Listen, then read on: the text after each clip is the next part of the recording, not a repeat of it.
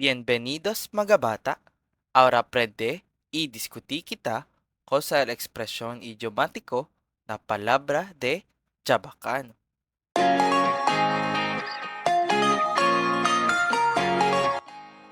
Arroz, arroz. Huego, huego lang kita. No hace arroz, arroz el huego. In English, very serious. It's just a game. Don't take it seriously. Pulaw man gayod este si Juan, pensa con el novia. In English, out of one's mind. One is out of his mind. He always think of his girlfriend.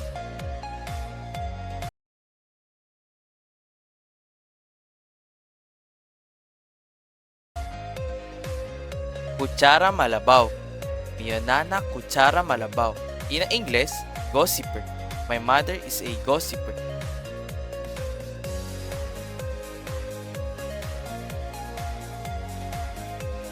De alya. De alya kamo. In English, one who lives in a very far place.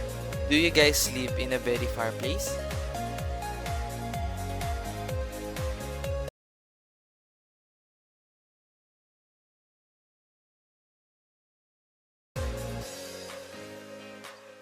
Tu cuidado. Tu cuidado si quiere tu comprar comida. In English, it's up to you.